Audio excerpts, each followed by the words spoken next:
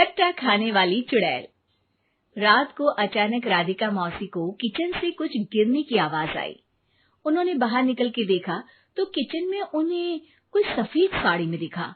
वो चीख पड़ी, हे भगवान, आलतू जलालतू आई भला को टालतू, आलतू जलालतू आई भला को टालतू। राधिका मौसी को चीखते सुनकर श्रवण बाहर आता है भागते हुए। अरे माँ, क्या हुआ? क्या देख लिया? दादी माँ आ गई क्या सपने में? अरे बेटा, रसोड़े में देख तो कौन है? श्रवण रसोड़े में झांक कर देखता है और उसे कोई नहीं दिखता अंदर। अब रसोड़े में तो कोई नहीं है माँ। कोई सफेद साड़ी में नहीं है क्या? नहीं माँ, कोई भी नहीं है। चिल्लम चिल्ली की आवाज सुनकर काजल भी वहां आ जाती है। अब क्या हो गया माँ जी? अरे बेटा, रसोड़े में एक चुड़ैल थी सफेद साड़ी में। अरे क्या कर रही थी वो अंदर? अरे बताया नहीं, कल आएगी ना तो पूछ लूंगी। चुड़ैल जी, आपका क्या प्लान है? माँ जी, रात बहुत हो गई है, आपने कोई बुरा सपना देखा होगा, चलिए सो जाइए। राधिका मौसी सोने तो चली जाती है पर उनको रात भर नींद ही नहीं आती। वो कुछ भी उलझुल बातें सोचने लगती है। कहीं चुड़ैल की वजह से तो घर में टेंशन नहीं हो रहा, कहीं उसी की वजह से तो वो दादी नहीं बन पा रही।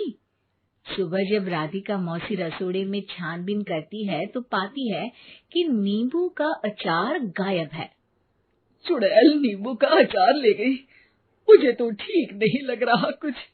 चुड़ैल को भी पता है कि जिंदगी का असली मजा तो खट्टे में ही है। राधिका मौसी झट से श्रवण को फोन कर देती है।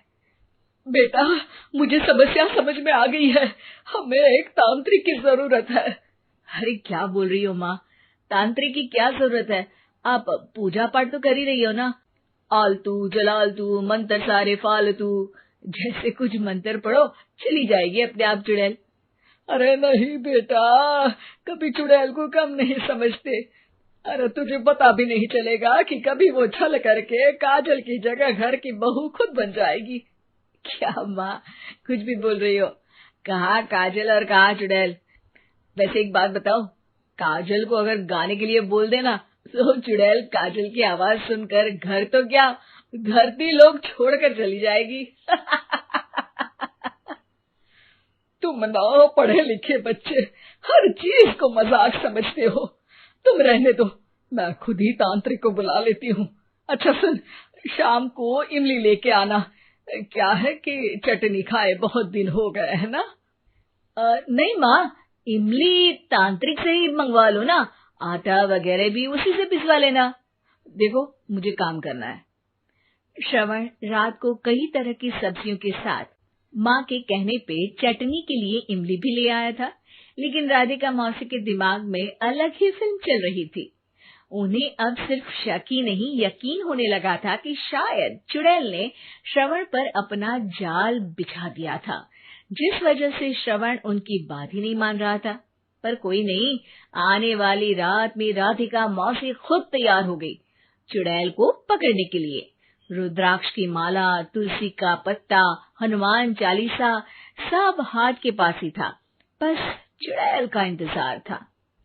और जैसा राधिका मौसी ने सोचा था वैसा ही हुआ।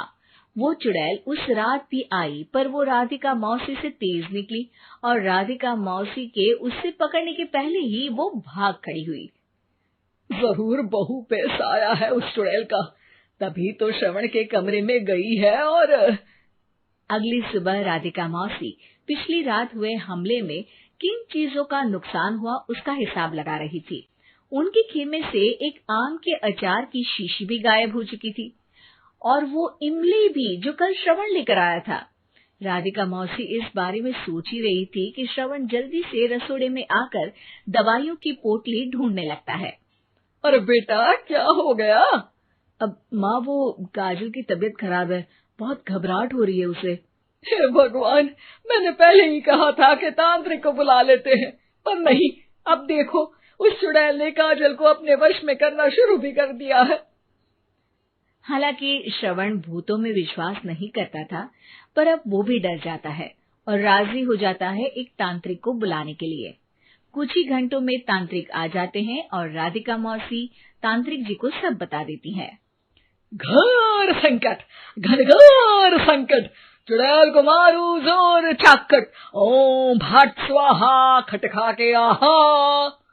अरे ये क्या मंत्र है? मेरे खुद के ओरिजिनल मंत्र है, कल रात को ही लिखे हैं, अच्छे लगे तो दाद चाहूंगा। एक और मंत्र सुनो, अर्ज किया है आब्राकडाब्रा, दिल्ली बम्बई आगरा, चंदा मामा सोवरले सुरन मामू जारा। ये मंत्र है? अरे कोई 40 वालीसा पढ़ो ना। वक्त कम है, 40 नहीं पड़ेंगे, 20-25 में काम चलाना पड़ेगा। अलग निरंजन जाके लंदन, मुफ्त का मंजान घिस मेरे नंदन। अरे जल्दी करो तांत्रिक जी, जल्दी करो। तांत्रिक अपने उल झलूल मंत्र पढ़ने लगता है। श्रवण को तांत्रिक पे शक होता है। वो अपने एक डॉक्टर दोस्त को कॉल कर देता है ताकि कोई अनहोनी हो तो इमरजेंसी में चीजें मैनेज हो जाए। तांत्रिक धुनी रमाता है, जिसकी वजह से कमरे में काफी धुआं हो जाता है और जिसकी वजह से बहू की घबराहट बढ़ जाती है। अब भागेगी चुड़ैल। हाँ। बहू खांसते हुए धुएं से बचने के लिए बाहर चली जाती है। अरे भाग रही है, भाग रही है। पीछे पीछे श्रवण भी जाता है। बहू एक सोफे पर बैठ जाती है। तभी डॉक्टर दोस्त आ जाते हैं और श्रवण को पानी लाने के लिए कहते हैं। थोड़े चेकअप के बाद डॉक्टर कहते हैं, मेरे हिसाब से जाप का काम पूरा हो गया।